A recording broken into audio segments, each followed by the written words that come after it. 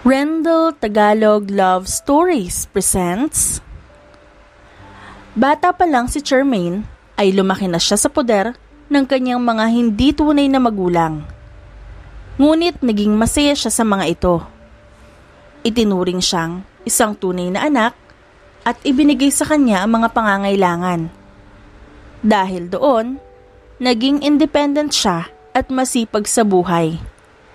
Hindi niya sinayang ang mga pagkakataon na sumubok. Kaya naman, naging isa siyang matagumpay na negosyante at nagmamay-ari ng malaking flower shop sa bayan ng Paso de Oriente. Abala si Charmaine ng umagang yun nang dumami ang mga mamimili nang magbukas siya ng kanyang shop.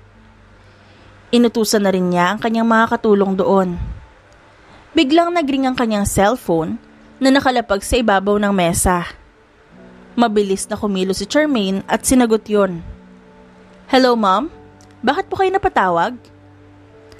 Salubong niya agad sa kanyang mommy Dahlia nang sagutin niya ito. Napatingin pa siya sa labas ng kanyang flower shop nang may matanaw siyang pamilyar na muka. "Dear, kailan ka uuwi ng Maynila? We miss you so much. Nagtatanong na rin ang daddy mo." Malungkot nitong turan sa kabilang linya. Napangiti si Charmaine. "Maybe after 2 weeks, Mom. You know, I'm busy here. Saka alam mo naman, di ba? Kinuha ako maid of honor ng best friend ko sa kasal nila. Kaya hindi agad ako makakauwi. But I promise, Mom, dadalawin ko kayo dyan ni Dad." "Tatandaan ko yan, dear. Okay, at mukhang maingay riyan sa shop mo. You're a busy person. I hang up now. Basta mag-iingat ka palagi. At babalitaan mo kami sa kasal ni Sofia. Pakisabi na rin na hindi kami makakapunta. Bukod sa mahina na ang katawan namin, abala rin kami dito." Sumagot siya ng maayos at mabilis na nagpaalam sa kanyang ina. Mabilis naman niyang ibinalik ang cellphone sa bag. Nagtungo siya sa pinto ng flower shop at naningkit ang mga mata. Sinisigurado niya kung tama ang nakikita niya sa hindi kalayuan. At nang masigurado niyang ang taong tinitingnan niya, mabilis siyang lumabas ng flower shop at tumawid ng kalsada. "Rafael!" Malakas ang boses niya, kaya narinig agad siya ng binata. Paglingon ng lalaki, ay ganoon na lamang ang pagngiti ng matabi si Charmaine dito. Nagsalubong naman ang kilay ni Rafael habang nakatingin sa kanya. Maya-maya ay tinalikuran siya nito at bumalik sa dalang Mustang na motor. "Kasama mo ba si Sofia?" Tanong niya at tiningnan ang ginagawa nito. "No, abala sila sa paghahanda sa kasal." Sagot ng lalaki sa kanya habang nakatalikod. Umikot siya at nagtungo sa harapan nito. Hindi niya binubura ang malapad ng ngiti sa mga labi. Ngunit, hindi tumitingin si Rafael sa kanya. At ang tingin nito ay panay sa motor lang. Napansin ni Charmaine yun kaya hindi niya ulit napigilan ng sarili at tinanong itong muli.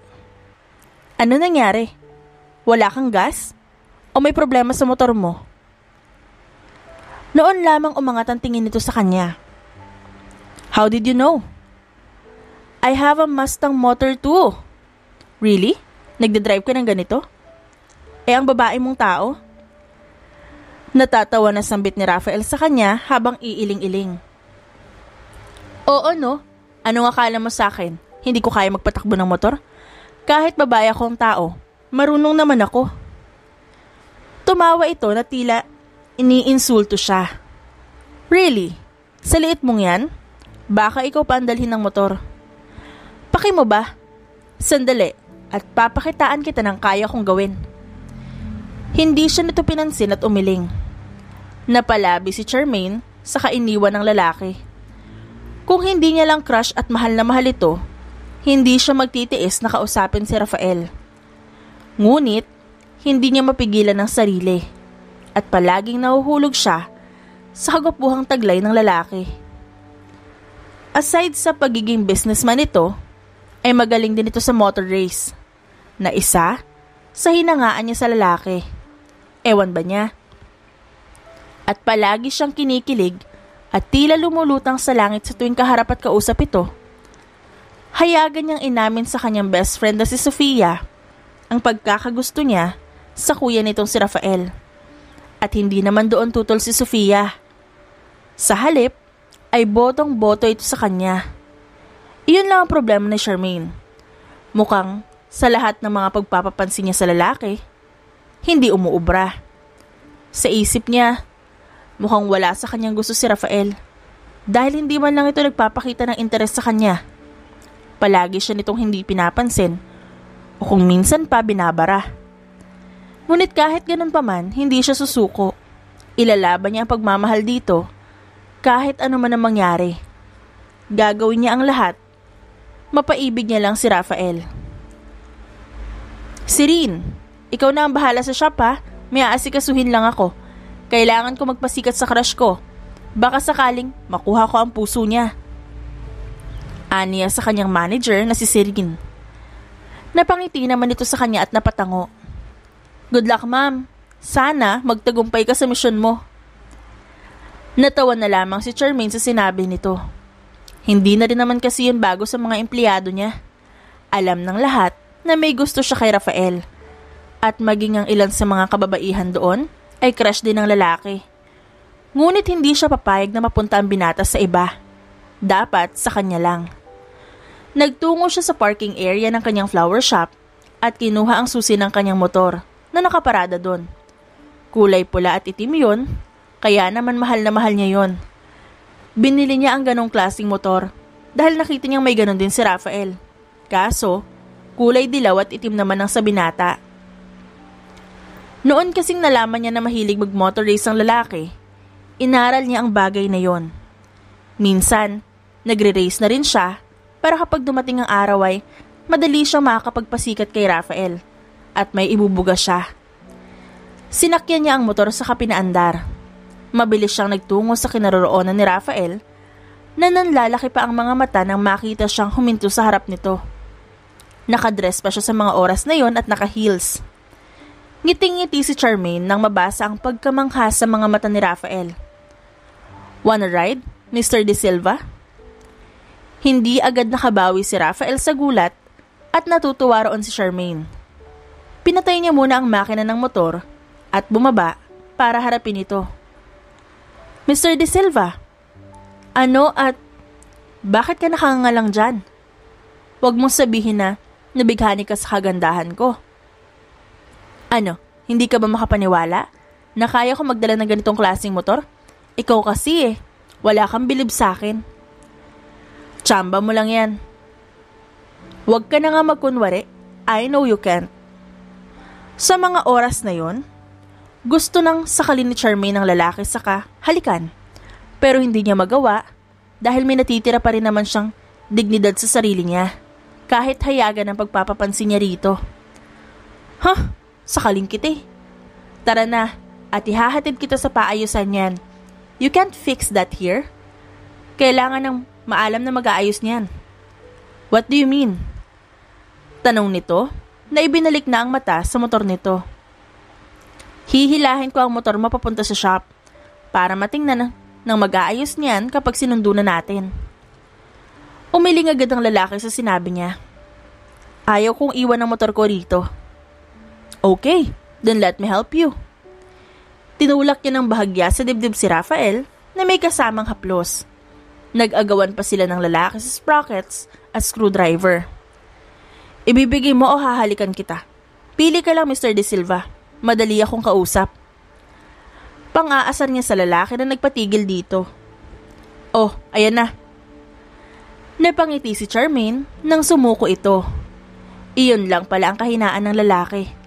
Bibigay rin pala, kailangan pang takutin. Mabilis niyang tiningnan ang motor nito. Minsan kasi, tinuruan siya ng nagturo sa kanya sa racing kung paano ayusin ang motor kapag nagkaaberya. Kaya susubukan niya ito sa motor ni Mr. De Silva. Pinaikot niya lang ang dapat na ikutin sa makina ng motor. Sa kanya inayos ang mga wires na naroon. Tiningala niya si Rafael at matamang nakatitig lamang ito sa kanya.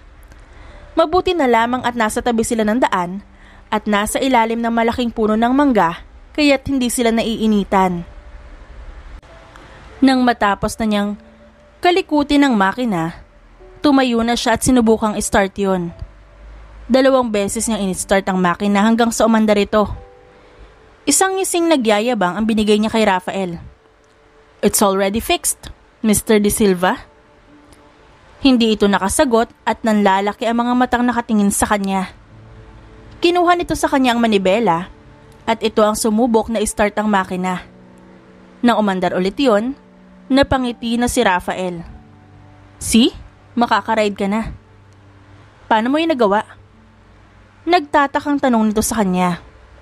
Sa pagtitig ni Charmaine sa mukha ni Rafael na nakangiti, hindi niya napigilan ang sarili at mas nahulog palalo dito. "Nalaman at naaaral ko lang. Ngayon, may utang ka sa akin." Nagsalubong ang 2 kilay nito at napailing. "Anong gusto mo? Babayaran kita bilang bayad sa utang na loob." "A dinner date." Walang pagdadalawang isip niyang sagot. "What?" "Yes, Mr. De Silva. A dinner date. Later, 6 in the evening. Dito kita hihintayin." May diin ang bawat salita na binitawan ni Charmaine. Hindi na hinintay pa ni Charmaine na makasagot si Rafael. Sumakay siya sa kanyang motor at mabilis yung pinatakbo. Hindi pa balik sa flower shop, kundi papuntang mall para bumili ng magandang damit para sa kanilang date ng lalaki mamaya. "Really? Nagawa mo yun kay kuya? Oh my gosh! Kung nakita ko lang ang mukha niya, pagtatawaran ko talaga siya." Natatawang sambit ni Sofia sa kabilang linya. Matapos na sabihin ni Charmaine dito ang nangyari kanina. "Yes, besh. Hindi ko rin napigilan ng kilig. Nakabili na nga ako ng damit para sa date namin mamaya eh." "Gaga, ang harot mo talaga. At ang lakas ng loob mo ah. Imagine, walang nagawa si Kuya Raf para tanggihan ka." Nakakapagtaka. Hindi makapaniwalang sabi ni Sofia. Napatili si Charmaine habang iniisip ang sinabi ng kaibigan. "Hindi kaya in love talaga siya sa akin, besh? Oh my G! Improvement talaga to girl. Payag ka bang akitin ko ang kuya mo mamaya?" "Go lang, besh. Para hindi ka naman mapag-iwanan ng panahon. Para kayo na rin ang sunod na ikasal." Pagpayag ng babae sa kabilang linya. Suportado talaga ito sa kanya. "Grabe ha? Ganyan mo na rin talaga ako kamahal para ipilit din sa kuya mo?" Natatawang saad ni Charmaine. "Oo naman. Kilala kita. Matino ka saka mapagmahal. Yun lang, madaldal ka. At ang lakas ng confidence mo na siyang ayaw ni kuya. Dahil dyan, naniniwala na ako na opposite attracts talaga, believe me." "Oo na besh. Sige na at magpapaganda pa ako. Baka makuha ko ng puso ng kuya mo mamaya. See you na lang sa kasal." Pagpapaalam niya sa kaibigan. Nagpaalam na rin sa kanya si Sofia bago niya ibinaba ang cellphone. Tiningnan ni Charmaine ang kanyang sarili sa harap ng salamin. Umikot-ikot siya para tingnan ang hubog ng kanyang katawan. Pero napatigil siya na matanto ang isang bagay. Masyadong revealing ang suot niyang dress. At sa isip niya, baka ma-turn off sa kanya si Rafael. Napalabi siya at naupo. Sayang naman ang pagbili niya ng dress kung hindi niya naman yan susuotin. Kaya't kahit na ayaw ni Rafael ng ganong damit, wala na siyang pagpipilian pa. Isusuot na lang niya kesa masayang. Makalipas ang ilang oras, nasa labas na siya ng flower shop at kasalukuyang naghihintay kay Rafael. Hindi na napigilan ni Charmaine na excitement na nararamdaman. Yun lang at hindi niya alam kung sisiputin ba siya ng binata o hindi. Nasaan na kaya ang damuhong yun? Bakit wala pa rin siya? Don't tell me hindi niya ako sisiputin. Walang ya talaga yun. Halos 1 oras na ang nakalipas mula sa oras na sinabi niya kay Rafael kanina. Kaso, hindi pa rin ito dumarating. Halos naikot na niya ang mga bulaklak sa kanilang shop. Unti-unting nawalan ng pag-asa si Charmaine kung pupunta pa ang lalaki. Nang mag-9 na ng gabi, bumuntong hininga na lang siya. Tumayo mula sa kinauupuang sofa at lumabas ng flower shop. Isinara niya ang pinto saka nagtungo sa kanyang motor. Umiling siya at nangilid ng mga luha na kanina pa niya pinipigilan. Umasa siya sa wala at nagmukhang tanga sa kahihintay kay Rafael. Hinubad niya ang kanyang stiletto saka yun nilagay sa compartment ng motor. Nakapaas siyang sumampas sa motor at wala nang pakialam si Charmaine kung ano man ang sabihin na makakakita sa kanya. Walang niya talagang Rafael na yun. Mabulunan sana siya habang kumakain o kaya magkadayariya para makaganti man lang ako sa pang-iindiya niya sa akin. Mabilis niyang pinasibat ang motor at pumunta sa racing field. Doon niya ibinuhos ang hinanakit niya sa lalaki at para sa kanyang sarili. Ilang araw ang lumipas at walang balita si Charmaine kay Rafael. Hindi na rin siya nagkaroon ng panahon na makausap si Sofia dahil abala ang kaibigan sa paghahanda nito sa kasal. Siya naman ay nag-insayo kung ano ang gagawin bilang maid of honor. Hanggang sa dumating na rin ang araw ng kasal ni Sofia at Angelo. Nagtipon-tipon ng mga bridesmaid at groomsmen sa simbahan kung saan gaganapin ang kasal. Nakabihis na ng dress si Charmaine nang nagtungo sa simbahan. Pagdating niya, halos nandun na din ang lahat. Binati niya si Angelo at ang mga kapatid ni Sofia, maliban kay Rafael na hindi man lang siya pinansin. Nang dumating na ang mga wedding organizer, nagtungo na si Charmaine sa kanyang pwesto kasama ang mga bridesmaids. Makalipas ang ilang minuto, dumating na din si Sofia. Hindi siya makapaniwala ng mga oras na yon na ang matalik niyang kaibigan ay ikakasal na. Habang pinagmamasdan niya ito na naglalakad sa gitna ng altar, kasama ang mga magulang, hindi na napigilan ni Charmaine ang maiyak. Sobrang saya niya para sa kaibigan at wala siyang ibang hangad kundi ang maging masaya ang buhay nito kasama si Angelo. Nang matapos ang kasal, dumiretso agad ang lahat sa wedding reception sa hotel ng Paso de Oriente. Nagsama-sama ang mga kamag-anak ng De Silva at Gonzales.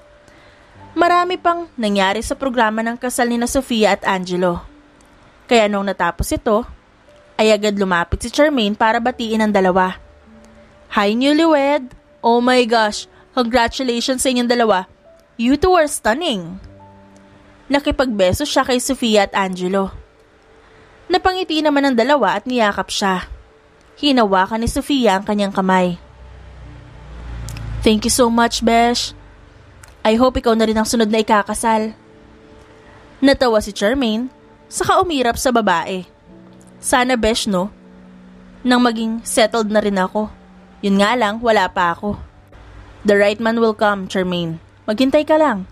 Tignan mo nga at ikinasal na kami ng my love ko. Sagot naman ni Angelo, sabay yakap nito kay Sofia. Napabuntong hininga si Charmaine at hindi maiwasan na maging malungkot. Sa isip niya, siguro ganun din siya kasaya katulad ni Sofia kapag kinasal siya. Hayaan nyo at ako rin ang susunod. Maghihintay na lang ako sa the one. True, Besh.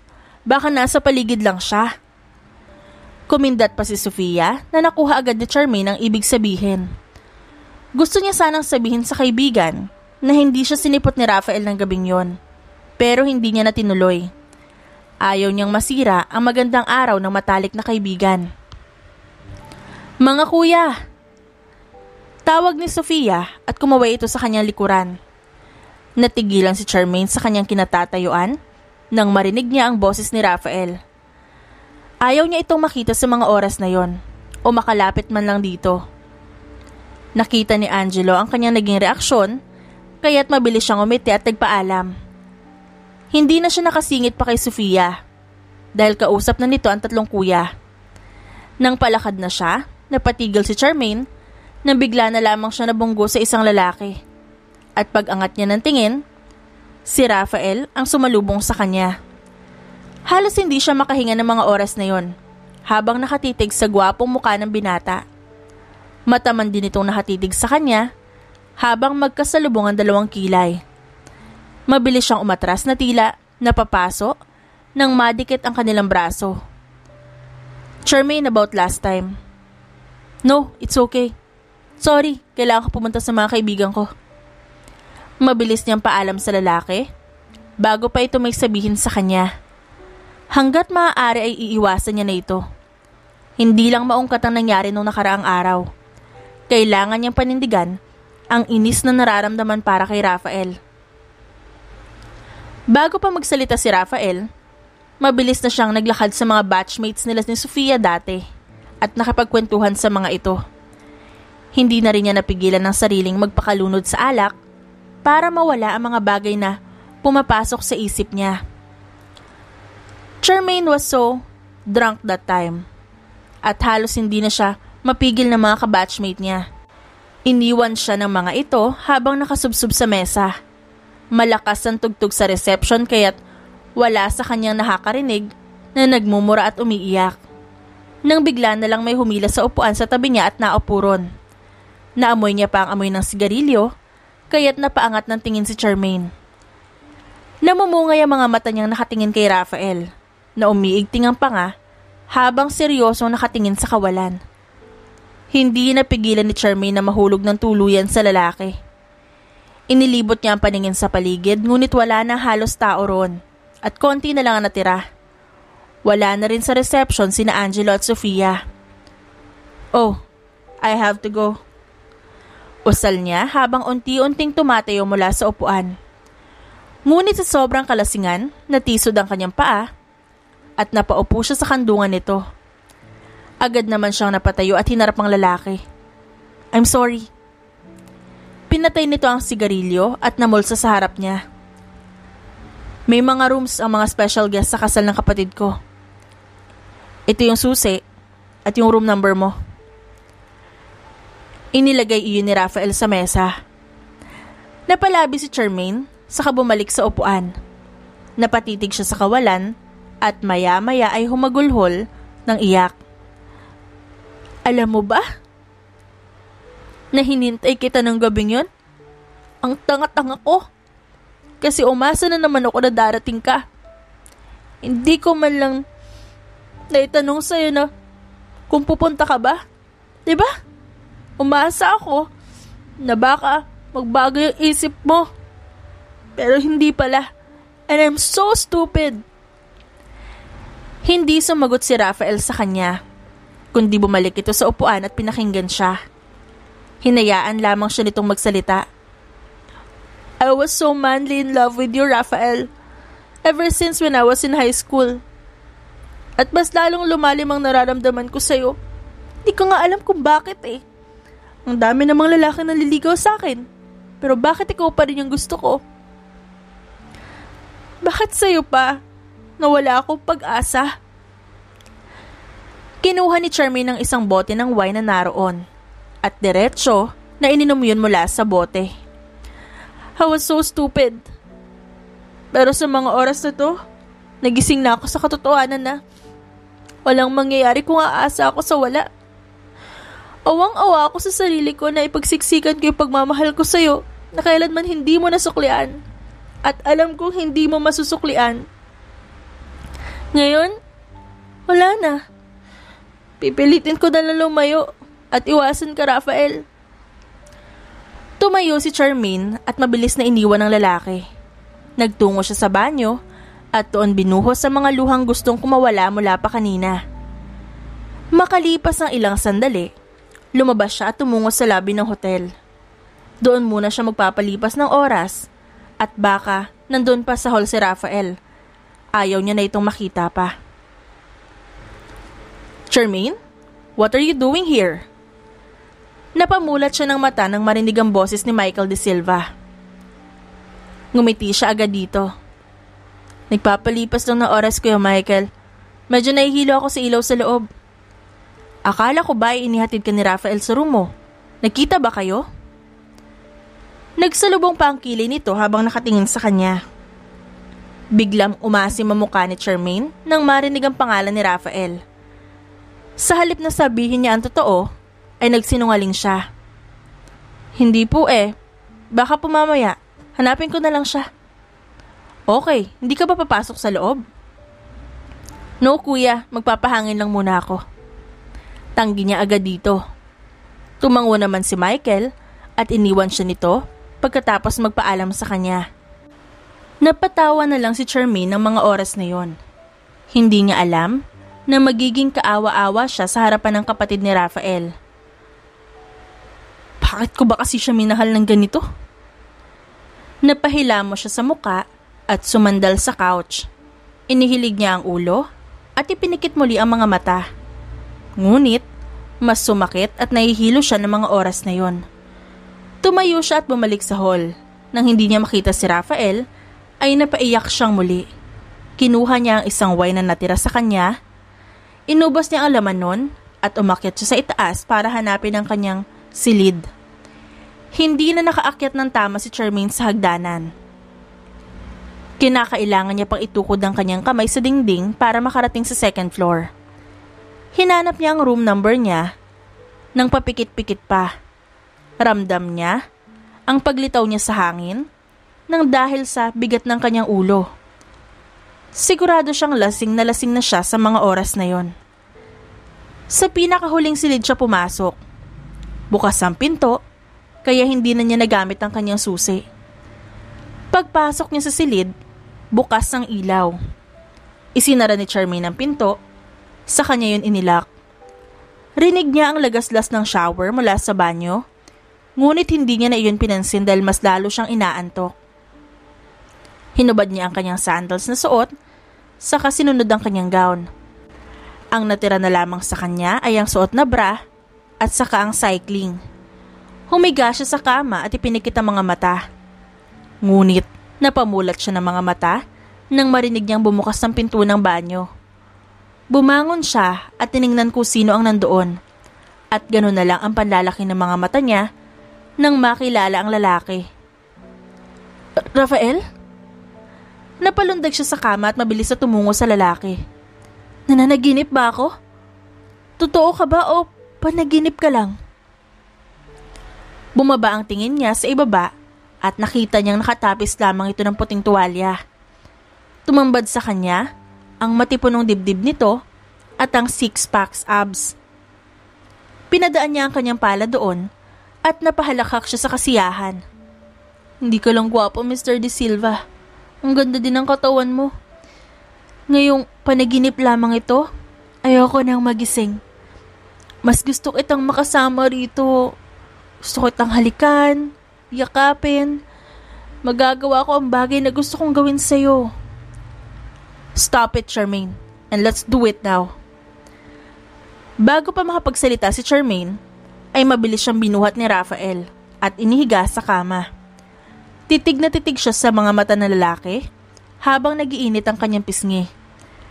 Parang may kung anong emosyon ang bumangon sa kanyang dibdib ng mga oras na yon. Sa bugso ng kanyang damdamin, hinalikan niya si Rafael. Hindi naman kumontra ang lalaki at hinalikan din siya nito pabalik. Ang halik nilang yun ay mas lumalim. Tila mga alon na sumusunod sa agos ng emosyon. Napapikit si Charmaine nang haplosin siya ni Rafael sa kanyang tiyan. Ang init ng palad nito na waring sinindihan ng apoy ang kanyang buong katawan. I love you, Rafael. Tumigil ang lalaki saka tinitigan siya sa mga mata. I like it, hearing from you, Charmaine. Pakiramdam ni Charmaine lumulutang siya sa kalangitan ng mga oras na yon at napunan ng kanyang pagkababae. And Rafael did that. Pinaramdam sa kanya ni Rafael na tanging siya lamang ang mahal nito at wala nang iba. Sa bawat ingat at mainit itong haplos at matatamis na halik sa kanyang labi, waring ayaw na ni Charmaine na matapos ang sandaling yun. Nalulunod siya sa kasiyahan at pinaparamdam sa kanya ng lalaki. Every move Rafael does, she wanted more. She's craving for more. Matapos nilang pagsaluhan ng mainit na gabi, nahiga si Charmaine sa matipunong dibdib ni Rafael. Inamoy-amoy pa niya ang lalaki. Ayaw na niyang magising pa at gusto na lamang niyang makapilang ang binata sa kanyang panaginip. Kinaumagahan, unti-unting iminulat ni Charmaine ang mga mata, ngunit napapikit agad siya nang maramdaman ang pagkirot ng kanyang ulo. Napabangon siya at napadaing. Hindi na talaga siya iinom ng marami. Ayaw niya na ng hangover at wala siya sa mood harapin ang araw na yon. Ngunit ganoon na lamang ang panlalaki ng mga mata niya nang makita ang isang lalaking nakatitig sa kanya. Tiningnan niya si Rafael na nakangiti habang pinapasadahan siya nito ng tingin. Napatingin siya sa sarili at ganoon na lamang ang pagsinghap niya nang makita ang lantad na dalawa niyang dibdib dito. Oh my gosh, oh my gosh, oh my gosh. Taranta siyang napalukso sa sahig mula sa kama at mabilis na hinila ang kumot para takpan ang kahubaran niya. Ngunit ganoon din ang pagsigaw niya nang makita ang kahubaran ni Rafael. Oh, holy shit! Mabilis siyang tumalikod at nag-init ang pisngi sa kanyang nakita. Hindi siya makapaniwala na ang akala niyang panaginip kagabi ay totoo pala. May nangyari sa kanilang dalawa ni Rafael. Isa-isa niyang pinulot ang suot kagabi at mabilis yung sinuot. Ngunit sa kasamaang palad, hindi niya mahanap ang kanyang panty. Namumula siyang napatingin kay Rafael na abala rin sa pagsuot ng damit. Nasaan ang panty ko? Nawawala! Halos maiyak siya sa kahihiyan nang sabihin yun. I don't know. Naging sagot naman sa kanya ng lalaki. Tulungan mo akong hanapin. Anong klase at kulay? Nagsimula na rin si Rafael na maghanap sa ilalim ng kama. Hindi mo ba naaalala? Ikaw ang naghubad nun. Here. Inabot sa kanya ni Rafael ang kulay pulang panty. Napatitig doon si Charmaine at kitang-kita niya kung paano ang pagkakahawak doon ni Rafael. Halos maubos ang dugo niya sa katawan at umakyat yun sa kanyang pisngi. Mabilis niya iyong hinablot mula sa lalaki at agad niyang isinuot sa kadali-dali siyang nagtungo sa pinto. Charmaine, wait. Lumapit sa kanya si Rafael at hinawakan siya dito sa kanyang braso. Hindi alam ni Charmaine kung anong mukhang ihaharap dito. I'm sorry. Iyon lamang ang mga salitang binitiwan niya at mabilis na lumabas ng pinto. Ilang beses niyang namura ang kanyang sarili sa isipan habang nag-aabang ng taxi. Pasakay na siya na makita si Rafael na humahabol sa kanya. Bilis, Manong! Sambit niya sa driver. Mabilis naman pinaandar ng driver ang taxi at hindi na siya naabutan pa ni Rafael. Nang makarating siya sa kanyang bahay, dumiretso agad siya sa banyo at naligo. Inalala niya ang nangyari sa kanila ni Rafael. Masaya siya dahil may nangyari sa kanila.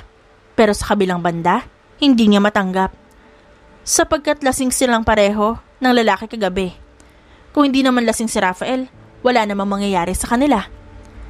Siya lang ang masaya at hindi ang lalaki. At kapag iisipin niya ang bagay na yon, pakiramdam niya, unti-unting napupunit ang puso niya. Hindi niya ako pwedeng makita. Naman Charmaine, anong kalokohan ang ginawa mo kagabi, ha? Bakit may nangyari sa inyo? Hindi ko naman to pinapangarap na mangyari. Ano na lang aakalain niya sa akin? Pagkausap niya sa sarili habang nagbibihis. Pagkatapos niya magbihis ay tinawagan niya agad si Serene. Sinabi niya sa kanyang manager na tawagan ng kanyang personal pilot para sunduin siya ng chopper papuntang Manila. Doon muna siya magpapalipas ng ilang araw kasama ang kanyang mga magulang para malimutan ni Rafael ang nangyari sa kanila. Kapag baliwala na kay Rafael ang lahat, doon lamang siya babalik sa Paso de Oriente. Makalipas ang kalahating oras, tumawag sa kanya si Serene at sinabi nitong nandoon na ang chopper na susundo sa kanya. Dali-dali siyang lumabas ng bahay at nag-abang ng taxi. Hinihiling niya na hindi siya pupuntahan ni Rafael sa kanyang flower shop dahil kung nagkataon na naroon ang lalaki, hindi niya alam kung paano ito haharapin. Maya-maya, nang nasa kalagitnaan sila ng biyahe, tumawag sa kanya si Serene. Ma'am, nandito po si Sir Rafael, hinahanap po kayo. Napahigpit ang hawak niya sa kanyang cellphone nang marinig ang sinabi nito. Anong ginagawa ng lalaking nandyan? Sabihin mo sa kanya na nasa bahay ako at nagpapahinga. Don't tell him that I'm going to Manila. Tawagan mo ako i-text kapag nakaalis na siya. Yes ma'am, copy. Makalipas ng 5 minuto, nakatanggap siya ng text mula kay Serene. Sinabi nito na umalis na si Rafael. Napabuga naman ng hangin si Charmaine nang mabasa yon. Maya-maya, nakarating na siya sa flower shop at agad na tumungo sa nakaparadang chopper sa malawak na likuran ng kanyang flower shop. Serene, ikaw na muna ang bahala sa shop. Babalik din ako after 2 weeks. Basta, babalitaan mo lang ako tungkol sa shop at sa mga businesses ko. Tumango naman si Serene sa sinabi niya. Tinulungan pa siya nitong magbitbit ng kanyang gamit. Noted, ma'am. Ako na po ang bahala rito. Mag-iingat po kayo. Thanks, Serene. Aalis na kami. Mag-iingat din kayo rito. Kumaway pa siya sa babae bago siya pumasok sa loob ng chopper. Binati niya ang personal pilot ng pamilya nila na si Wellian. Pagkatapos ng kalahating oras, dumating na siya sa Maynila, sa villa ng kanyang mga magulang. Nagulat pa ang mga ito sa kanya dahil biglaan siyang dumating at walang pasabi. Sinabi naman niya ang dahilan sa mga ito at halata ang gulat sa mukha ng dalawang matanda. I'm sorry, Mom and Dad, but swear, lasing ako kagabi. At hindi ko alam ang ginagawa ko. Akala ko panaginip lang yun. Yun pala totoo. Nasa sala sila ng villa ng mga oras na yon at masinsinang nag-uusap tatlo. Huminga ng malalim ang kanyang mommy at hinawakan ito ang kanyang kamay. Kailangan mo siyang harapin, anak. Kailangan yung pag-usapan ng bagay na nangyari sa inyo. Paano kung magbunga yan? Hindi ko alam, Ma'am. Nahihiya akong harapin siya. Paano kung hindi naman pala niya gusto yung nangyari sa aming dalawa? Wala akong mukhang ihaharap sa kanya. At sa kaibigan kong si Sofia. Ang mahalaga, anak, hinarap mo siya. Walang mawawala kung susubukan mo. Hindi mo malalaman ang side ni Rafael kung di mo siya kakausapin. Dagdag pa ng kanyang daddy. Yeah, right. May punto kayo, Mom and Dad. Pero hindi muna sa ngayon. Kailangan ko munang palipasin ng ilang araw. Kapag handa na ako, babalik na ako ng Paso de Oriente. Sa Hacienda de Silva. Habang nasa kanyang silid, hindi napigilan ni Charmaine mapaisip sa mga sinabi ng kanyang magulang. Napag-isip-isip niyang maaaring tama ang mga ito at maaari ding hindi. Ano ba yan? Bakit pa kasi ang hirap mong kunin, Rafael? Pagkausap niya sa sarili, habang sinisipa ang kanyang dalawang paa nang may inis. Sumubsob siya sa unan at doon isinigaw ang inis na nararamdaman para kay Rafael. Hindi man lang nakuha ng dalawa kong malaking dibdib ang puso niya. May nangyari na sa amin at kitang-kita niya ang lahat sa akin. Wala pa rin yung effect. Grabe ha, bading ba siya? Tumayo si Charmaine, saka napatingin sa labas ng bintana. Pinanood niya ang araw na papalubog sa kanluran, waring nagpipinta iyon sa kalangitan ng kulay kahilat pula. Lord, sana naman bigyan mo na ako ng sign kung si Rafael talaga ang para sa akin. Bigyan mo na ako ng love life. Ayokong tumandang dalaga. Pakiramdam niya ay nababaliw na siya sa mga oras na yon. Dahil kung ano-ano ang mga senaryo na pumapasok sa isip niya. Hindi niya maiwasan na mag-isip ng mga posibilidad at mga imposibleng mangyari. Nagtungo siya sa harap ng malaking salamin at pinakatitigan ng kanyang sarili. Maganda naman ako. Cute pa. Saka malaki rin naman ang hinaharap ko. May puwet naman ako. Saka may hugis naman kahit papano ang katawan ko. Bakit ganun? Ano bang type ng lalaking yun? Nagsumigaw siya sa loob ng kanyang silid dahil sa inis. Mabuti na lang at soundproof yun. Kaya hindi siya maririnig ng kanyang mga magulang. Pagkatapos ng 2 linggo, uuwi na ako ng Paso de Oriente at haharapin ko siya. Tatanungin ko siya kung ano sa palagay niya nangyari sa aming dalawa. Bahala na si Batman o kahit sino man yan. Pagkatapos ng 2 linggo, nakasama niya ang mga magulang at nang matulungan niya ang mga ito sa negosyo, nagpaalam na rin siya sa kanyang mga magulang. Sinabi niya sa mga ito na kailangan niyang harapin si Rafael at wala nang dapat ikatakot para sa pagmamahal niya. Natawa na lang ang mga magulang niya at pinagsabihan siya ng mga ito na kailangan niya lang lakasan ang kanyang loob at magtiwala sa kanyang sarili. Nang pasakay na siya ng chopper, ay agad niyang tinawagan si Serene para sabihin dito na uuwi na siya. Hindi naman nagtagal at pagkatapos ng kalahating oras, tanaw na niya ang Paso de Oriente. Kitang-kita niya mula sa itaas ang malawak na hacienda ng mga De Silva at ang malaking mansyon na nakatirik sa malapad na lupain. Sunod naman doon ay ang mga kabahayan at mga nagtataasang gusali sa bayan. Unti-unting bumaba ang chopper sa malawak na parking area sa likuran ng kanyang flower shop. Ramdam ni Charmaine ang kaba sa kanyang dibdib habang bumababa. Kasunod ang kanyang pilot na si Welin. Nang maihatid siya nito sa shop, agad namang nagpaalam ang babae sa kanya. Sinalubong agad siya ni Sirin at ibinalita rito ang mga nangyari doon habang nasa Maynila siya. Ilang beses kong pumunta rito si Sir Rafael, ma'am. Hinahanap ka. Kaso sabi ko nasa bakasyon ka at ayaw mo maistorbo. Sumbong nito pagkaupo niya sa swivel chair ng kanyang opisina. Good, Sirin. Salamat at nalusutan mo siya. Don't worry, I am here now. Ako nang bahala sa kanyang humarap. Sige po, ma'am. Gusto niyo po bang uminom ng kape? Yes, please. Thank you, Sirin. Nang umalis na ang babae, ay kaagad nakatanggap ng tawag si Charmaine mula sa kaibigan niya si Sofia. Hello, Besh. Nasaan ka ngayon? Nakabalik ka na ba sa Paso de Oriente? Tanong agad nito nang sagutin niya ang tawag. Dumating si Sirin at inilapag ang kape sa kanyang mesa. May naamoy siyang mabaho mula sa babae. Marahil ang perfume nito nang masinghot niya ang pabango ng yumuko ito. Pakiramdam ni Charmaine, bumaliktad ang sikmura niya at gusto niyang masuka. Dali-dali siyang tumungo sa banyo at isinuka ang konting kinain niya kanina. Napasandal siya sa pader pagkatapos ay napahawak sa kanyang ulo nang sumakit yon. Naalala niya kaninang umaga na magising siya. Ganon din ang nangyari sa kanya. Ma'am, ayos lang po ba kayo? Sumunod sa kanya si Sirin at tiningnan ang kalagayan niya. Agad niyang tinakpan ng ilong gamit ang kaliwang kamay. Sirin, huwag kang lalapit sa akin. Sorry pero nababahuan ako sa pabango mo. Parang bumaliktad yata ang sikmura ko. Lumayo naman ng konti sa kanya si Sirin at nagtataka itong napatitig sa kanya. Ma'am, buntis ho ba kayo? Napatayo siya bigla sa sinabi nito. Ngunit agad ding napasandig sa dingding nang makaramdam muli ng hilo. What do you mean? Hindi ako buntis. Kasi ma'am, ganyan din na nangyari sa akin nang pinagbubuntis ko yung panganay ko.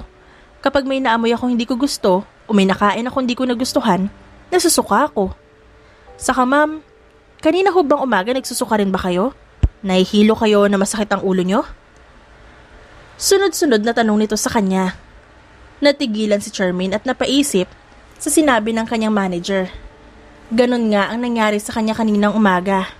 At ngayon, nanlalaki ang mga matang napabaling dito. At biglang nagsalita. Oh my gosh, you think buntis ako? Taranta siyang lumabas ng banyo at mabilis na hinablot ang kanyang bag sa upuan. Hinarap niya si Sirin. Ikaw muna ang bahala dito, pupunta ako ng ospital. Sige po ma'am, mag-iingat po kayo. Besh? Besh, ano narinig ko? Bakit? Ano nangyari? Sinong buntis?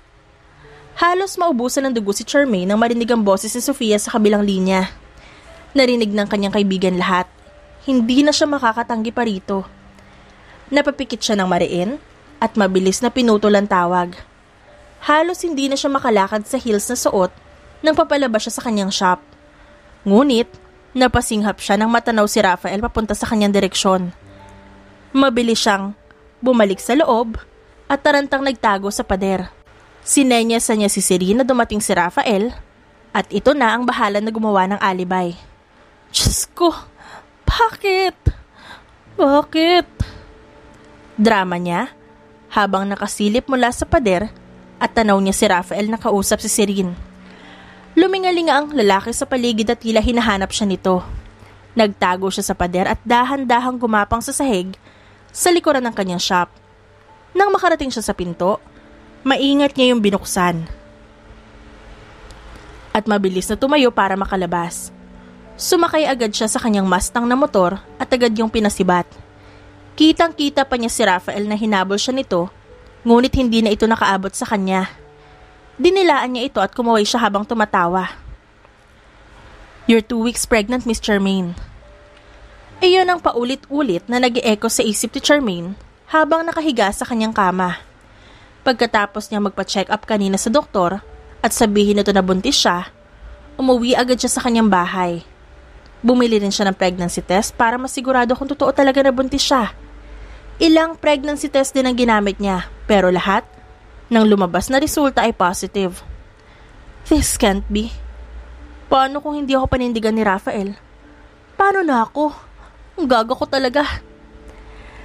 Nasipa niya lahat ng unan sa sofa at gumulong-gulong sa sahig ng sala.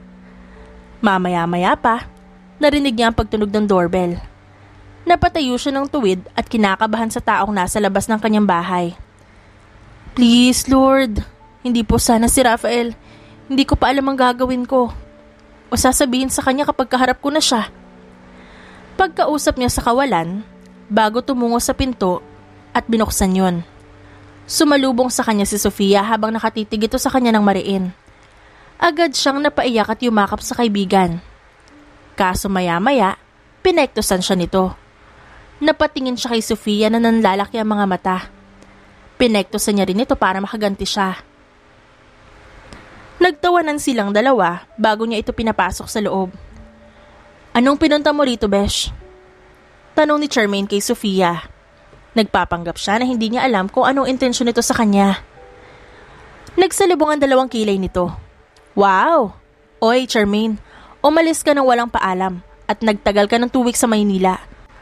Saka kanina, narinig ko sa tawag na buntis ka. Kaya may karapatan ako na puntahan ka dito. Now tell me what happened. Napaubo siya sa sariling laway at tumayo saka nagtungo sa kusina. Kumuha siya ron ng tinapay, saka juice. Kaso, sinundan siya ni Sofia. Wala, si Serene yung buntis. Yung narinig mo kanina. Palusot niya sa kaibigan. Nginitian niya pa ito ng pilit. Dinuro siya nito. Huwag mo nga ako maloko-loko dyan, Charmaine. Sabihin mo sa akin ang totoo. Kung hindi, friendship over na tayo. Oo na, Besh. Sasabihin ko na. Ito naman eh. Hindi niya alam kung paano sisimulan ang pagtatapat sa kaibigan. Ano kasi, wag na nga, wala yun. Tinalikuran niya ito at bumalik siyang muli sa sala. Sinundan naman siya ni Sofia. Charmaine, kaibigan mo ko. Kaya sabihin mo sa akin kung sino ang ama ng dinadala mo. Napahila mo siya ng kanyang muka at lakas loob na inamin ang ama ng kanyang dinadala. Si Rafael, ang kuya mo, natatandaan mo nung gabi ng wedding? Lasing na lasing ako noon sa reception at hindi ko sinasadya na mapunta ako sa room ng kuya mo. Yun, may nangyari sa aming dalawa. Hindi ko naman alam na aktibo pa lang si Milya ng kuya mo. Nabuntis niya ako agad. Tawa ng tawa si Sofia matapos siya magkwento. Siya naman nagtatakang napatitig sa kaibigan habang nakakunot ang noo. Umupo siya sa tabi ni Sofia at niyakap siya nito ng mahigpit. Congratulations, Besh! Ngayon ay mapapasaya na talaga si kuya. I am so excited. What will Lola Corazon do kapag nalaman niya magkakaapo na siya? Hindi ka galit? Hindi ka man lang nagulat? Umiling sa kanya si Sofia. No, sobrang happy ko nga eh. Kasi ikaw talaga ang gusto ko para kay Kuya Raf. Kaya hindi ako magagalit. Masaya pa nga ako dahil sa nangyari. Napabuga ng hangin si Charmaine at sumandal sa sofa. Halos matawa na rin siya sa sitwasyon niya. My gosh, Besh. Kung alam mo lang nangyari sa amin, hindi ko talaga malimutan ang kahihiyan ko nung umagang yun. Why? What happened? Sinabi niya lahat kay Sofia at muli, tawa ito ng tawa. At alam mo ba na laging umaalis si kuya sa bahay? Lagi niyang sinasabi na may hahanapin lang siya. At hindi ko man lang alam na ikaw pala yun. Tara, sumama ka sa akin, pupunta tayo hacienda. Sasabihin ko kay Lola Corazon na nangyari. No way! Baka magalit sa akin ang lola mo. Sa ibang araw na lang kapag handa na ako. No, you're coming with me. Dalhin mo ang result ng check-up mo at ang mga pregnancy test para may proof tayo. Bilis na, Besh. Gusto mo bang lumaki ang tiyan mo nang walang ama ang anak mo? Wala nang nagawa pa si Charmaine, kundi ang sumama kay Sofia. Papunta sa Hacienda de Silva. Pagkarating nila doon, naabutan nilang dalawa sina Michael at Miguel de Silva. Wala ron si Rafael, kaya nagpahinga ng malalim si Charmaine. Kuya Miguel, Kuya Michael, punta kayo sa sala. Samahan niyo si Charmaine at tatawagin ko lang si Lola Corazon. May kailangan tayo pag-usapan. Mabilis siyang iniwan ni Sofia sa sala at halos gusto nang ibaon ni Charmaine ang sarili sa sofa habang tinititigan siya ng dalawang Di Silva. Nang dumating na si Sofia kasama si Lola Corazon, ay agad siyang tumayo at nagmano at beso rito. Isang malawak na ngiti agad ang ibinigay sa kanya ng matanda. Sinabi sa akin ni Sofia na ipinagbubuntis mo ang aking apo kay Rafael? Nalaglagan pa nga ni Charmaine nang iyon agad ang naging bungad sa kanya ng matanda. Sina Michael at Miguel naman ay napatayo sa gulat nang marinig ito mula sa kanilang Lola Corazon. Sino ang buntis? Si Rafael ang ama? Gulat na tanong ni Michael. Hinampas ito ni Lola Corazon ng pamaypay sa balikat. Oo, at kayong dalawa? Kailan niyo pa balak mag-asawa ha? Abay na ikasal na si Sofia. Ang sunod naman ngayon ay si Rafael. Sino naman ang susunod? Ikaw, Miguel. Lola naman tinatanong lang namin kung sino ang nabuntis ni Rafael. Reklamo naman ni Miguel, nakakamot-kamot pa sa ulo. Nakatikim naman ito ng batok mula kay Lola Corazon. Si Rafael nga nabuntis si Charmaine. Nakikinig ka ba? O bingi ka talagang bata ka? Nanlalaki ang mga mata ni Lola Corazon na nakatingin sa lalaki. Lola naman nagtatanong ng maayos yung tao. Makinig kayong lahat. Umupo ito sa sofa. Iha, Charmaine, halika. Dito ka maupo sa tabi ko. Nahihiyang lumapit si Charmaine sa tabi nito. Hindi niya alam kung ano ang gagawin sa mga oras na yon. Gusto na niyang maglaho na parang bula. Handa ka bang pakasalan ng apo ko na si Rafael? Tanong sa kanya ni Lola Corazon. Halos hindi makasagot si Charmaine sa tanong na yon ng matanda. Napatingin siya kay Sofia at humihingi rito ng tulong pero kinindatan lang siya nito. Nang hindi siya makasagot, nagsalita si Lola Corazon. Bueno, wala na rin kayong magagawa. Kailangan niyo magpakasal ni Rafael sa lalong madaling panahon. At huwag kayong mag-alala, ako ang bahala sa paghahanda ng kasal. Tumayo ito mula sa sofa at lumapit sa dalawang lalaki na animoy mga mababait na tupa. Kayong dalawa, Miguel at Michael, hanapin niyo si Rafael. Kailangan ko siyang makausap at lalo na nandito pa si Charmaine. Bilisan niyo, ang babagal, parang hindi lalaki kung kumilos. Napangiti na lamang siya nang pinalo ni Lola Corazon sa puwet ang mga ito. Kitang-kita naman ni Charmaine, si Sofia natatawa-tawa. Lumapit sa kanya si Sofia at tumabi sa kanya sa sofa. Diba? Sabi sa iyo tuwang-tuwa si Lola. Ngayon, hintayin na lang natin na dumating dito si Kuya Rafael. Huwag kang mag-alala, wala yung magagawa kung si Lola Corazon na ang kumausap sa kanya. Yun na nga, besh. Hindi ko alam kung anong sasabihin sa akin ni Rafael kapag mangyari yon. Baka magalit siya sa akin. Alam mo naman kung gaano ko sa kanya sabihin ang hayagan ng nararamdaman ko para sa kanya, di ba? Huwag kang mag-alala, iha. Kilala ko ang apo ko na yon. Paninindigan nun ang pagkakamali niya. Kaya kayong dalawa, samahan niyo ako at maghahanda tayo ng pagkain para sa pagdating nila. Sagot ni Lola Corazon nang marinig ang usapan nilang dalawa ni Sofia. Makalipas ang ilang sandali at dumating na nga si Rafael kasama si Miguel at Michael. Napatayo sa sofa si Charmaine, nakatabi niya si Lola Corazon. Ngunit hinila siya pabalik ng matanda at kinurot ang kanyang hita. Napaigtad naman siya sa kinauupuan habang umingiti kay Rafael. Rafael, apo, mabuti at nandito ka na. Tumayo si Lola Corazon at binuklat ang pamaypay na daladala. Walang sali-salita na pinaghahampas si Rafael gamit yon. Walang yakang bata ka. Hindi ka man lang nanligaw kay Charmaine, ni hindi mo man lang siya dinala sa mamahaling restaurant para i-date. Talagang tinuhog mo siya ng hotdog mo. Bastos ka talagang bata ka. Ngayon humingi ka sa kanya ng tawad at panindigan mo ang similya mo na nasa kanya na at nabuo na. Tawang-tawa silang lahat sa mga sinabi ni Lola Corazon at kung paano ilaga ni Rafael ang bawat hampas ng matanda. Arayla! Masakit na, tigil na. Pagsusumamo ni Rafael. Pakasalan mo si Charmaine. Pagkatapos ng 2 linggo na paghahanda sa kasal, ay ikakasal kayong dalawa. At huwag ka nang tumanggi riyan. Hindi ka pinalaki ng magulang mo para maging isang irresponsableng lalaki. Mag-usap kayong dalawa. Charmaine. Kakamot-kamot si Rafael sa batok nito nang tantanan na ni Lola Corazon ang paghampas dito ng pamaypay. At kayo namang dalawang unggoy, sumama kayo sa akin. Pati na rin ikaw, Sofia. Tawag ng matanda sa natitirang mga kapatid ni Rafael. Tanging isang thumbs up lang ang ibinigay ni Sofia kay Charmaine bago ito sumunod kay Lola Corazon. Isa namang tapik ang binigay ni na Michael at Miguel kay Rafael bago ito tumungo sa labas ng mansyon. Napatikim si Charmaine nang maiwan silang dalawa ni Rafael sa sala. Lumakad papunta sa kanyang kinaroroonan ng lalaki at naupo ito sa kanyang harap. Napansin niya na mukhang nag-iisip ito ng sasabihin sa kanya ng mga oras na yon. Look, Rafael, gusto ko lang na maliwanagan ka.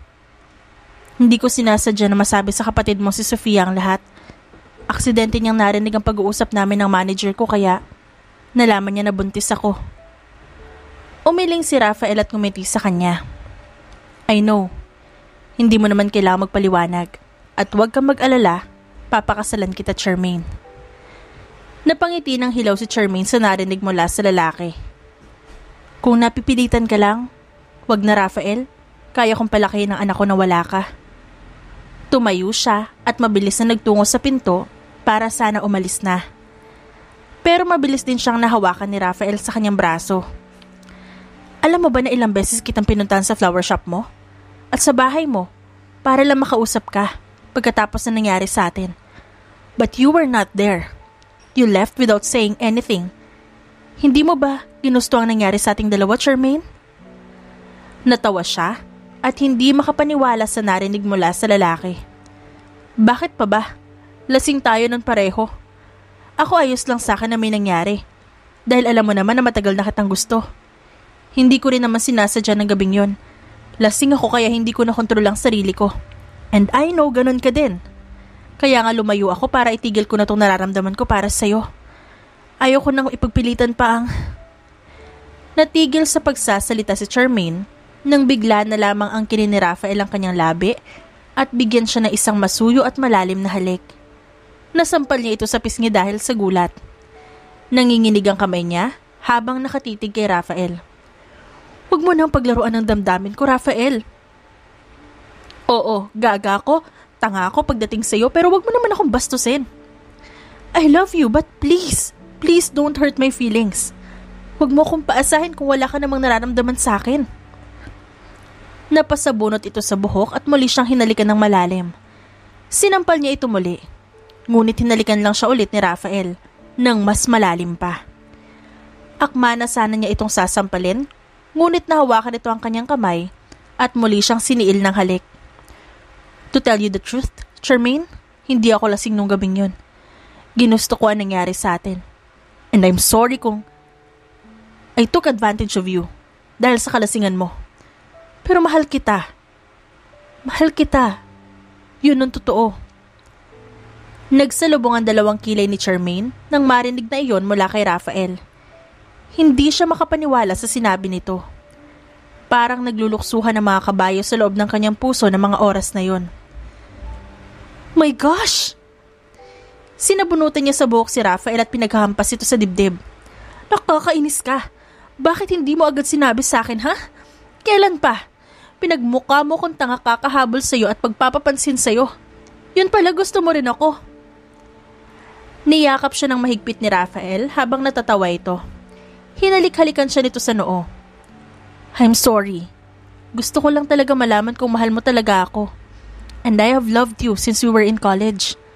Hinintay lang kita na makatapos ng koleyo. Bakit hindi mo ako niligawan pagkatapos ng graduation? Nagtatampo niyang tanong dito. Remember? May boyfriend ka nun. Kaya hindi ako nagkaroon ng chance sa ligawan ka. Noong nalaman ko na wala na kayo, hindi naman ako nagkaroon ng oras dahil natakot ako na mabigla ka. Paliwanag naman sa kanya nito. Napalabi siya at piningot sa tenga si Rafael. At talagang ang daya mo. Sinigurado mo talagang hindi ako makakawala sa iyo dahil binuntis mo ko. Ngayon dapat nga talagang pakasalan mo ko. Natatawang tumango si Rafael sa sinabi niya. Binuhat siya nito at dinala sa ikalawang palapag ng mansyon. Uy, gusto mo agad masundan ng baby natin? Fetus pa lang siya. Ano ka ba, Rafael? Ibaba mo nga ako. Nagpumiglas siya mula sa lalaki. Ngunit mas hinigpitan nito ang pagkakahawak sa kanya. Kaya hindi siya makawala. No, baby. Kailangan mong bayaran ng 2 weeks na pagpapahirap ko na hintayin ka at hanapin ka.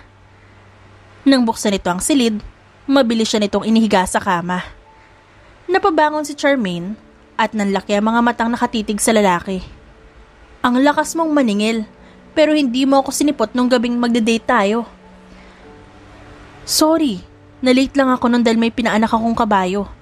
Ngunit pagdating ko sa shop mo, wala ka na. Sorry about that. Niyakap siya ni Rafael at nagsubiksik ito sa kanyang leeg. Bumuntong hininga si Charmaine at hindi na rin napigilan ang mas lalong mahulog sa binata. Maya-maya, naramdaman niyang may isinuot na singsing si Rafael sa kanyang daliri.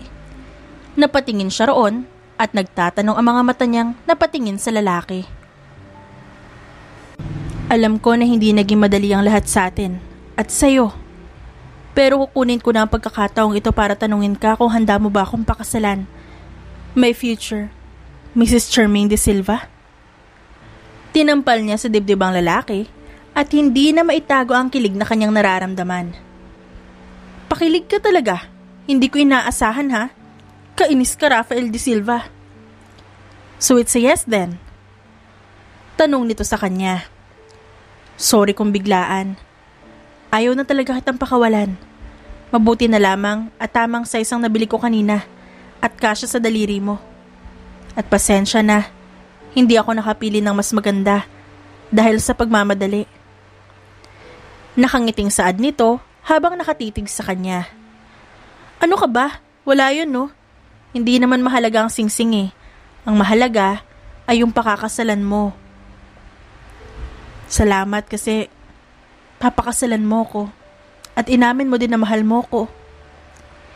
Hindi niya napigilan ang mapaiyak na mga oras na yon.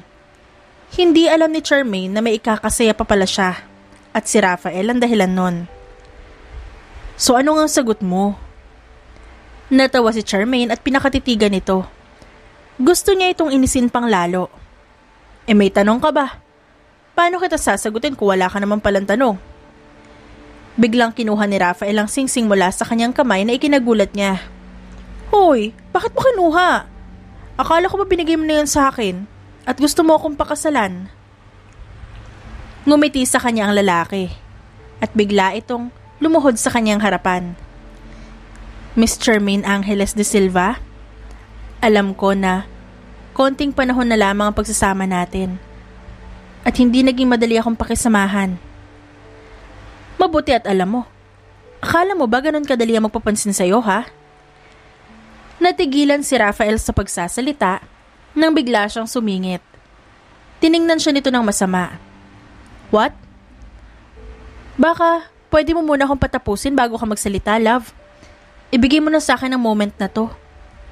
Oo na, sige na. Hindi mo na kailangan ng speech dyan. Yes, ang sagot ko. Dali na, isuot mo na yun sa kamay ko. Nakangiti niyang saad habang inilalahad sa harap ng lalaki ang kanyang kamay. Iiling-iling na lamang si Rafael na napatayo at isinuot sa kanya ang isang diamond heart na singsing at niyakap siya ng lalaki ng mahigpit sa sobrang saya nito. My gosh, thank you Lord! Binigay mo na rin sa akin ang matagal kong hinihiling.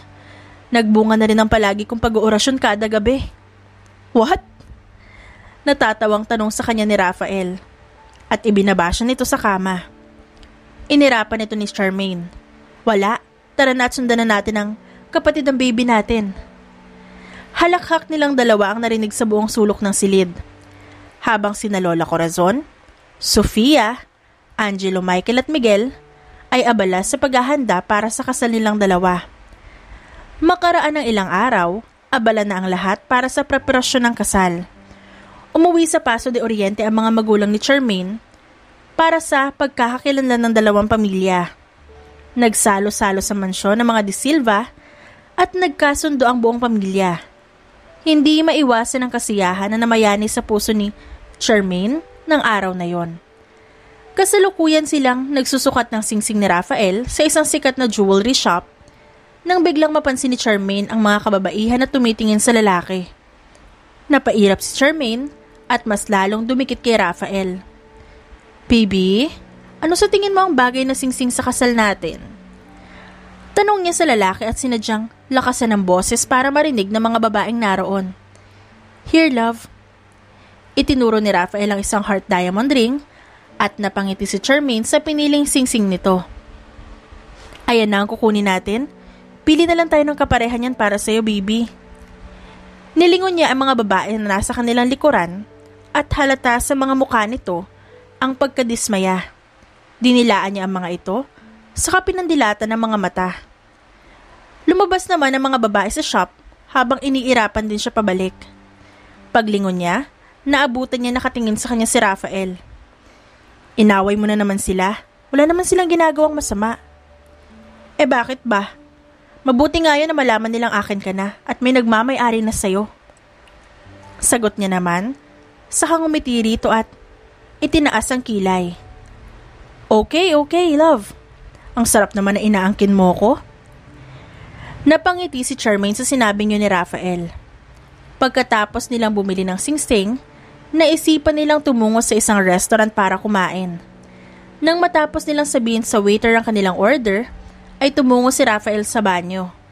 Si Charmaine naman ay naiwan sa mesa. "Charmaine, is that you?"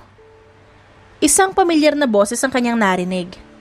Pag-angat niya ng tingin, nakita niya si Joseph, ang kanyang ex-boyfriend.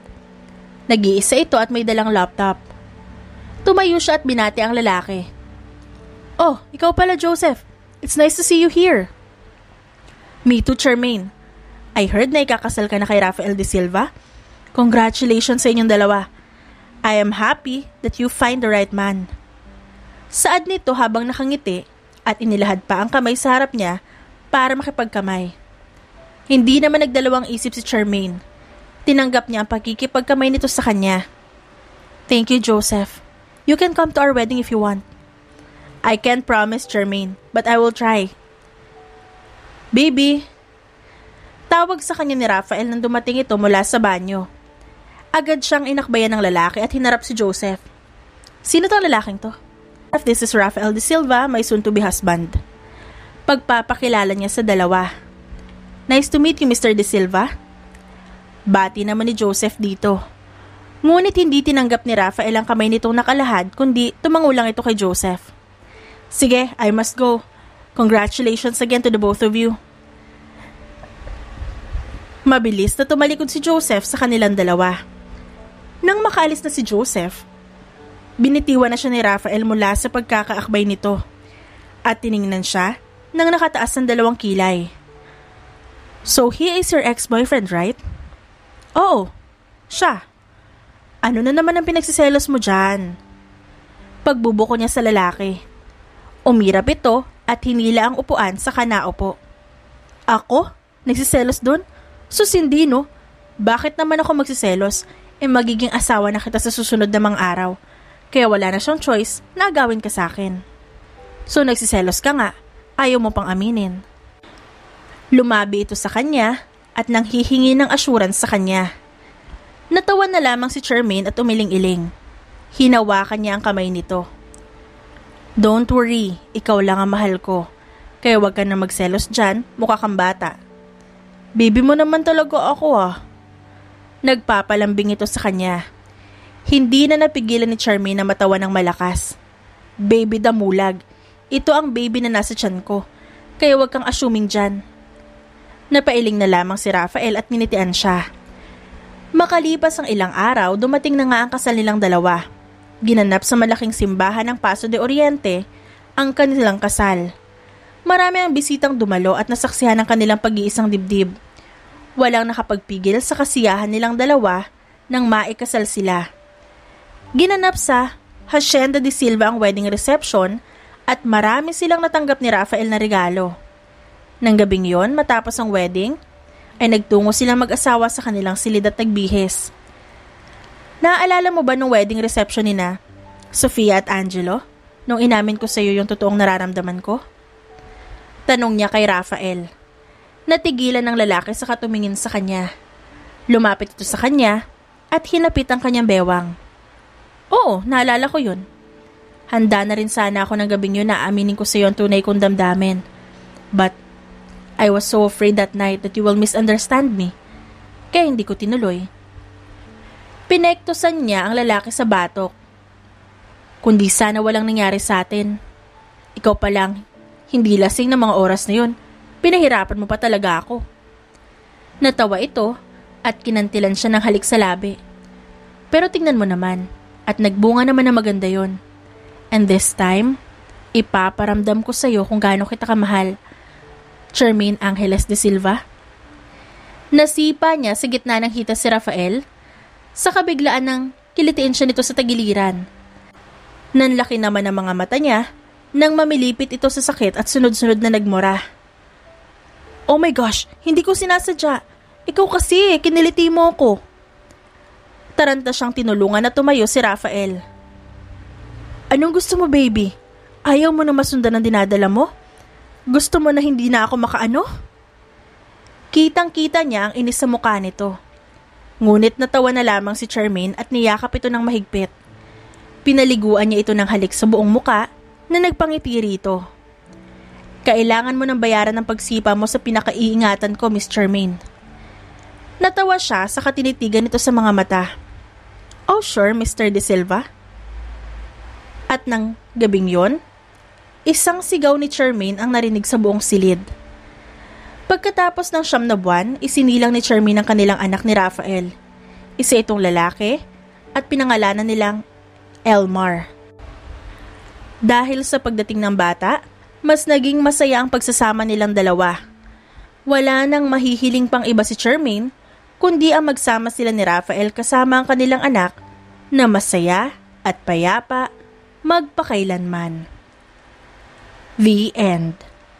At dyan nagtatapos ang ating kwentong pinamagatang One Night Stand with My Best Friend's Brother. Written by SJ. Dearest friends and avid listeners, don't forget to like our videos and subscribe to our channel for more wonderful stories. Mula sa aming main channel, Randall Tagalog Love Stories, and for our second channel, Miss R Stories, lubos po naming pinasasalamatan ang inyong suporta at pagtangkilik sa aming mga likang istorya. Ingat po kayong lahat and have a good day everyone. Paalam!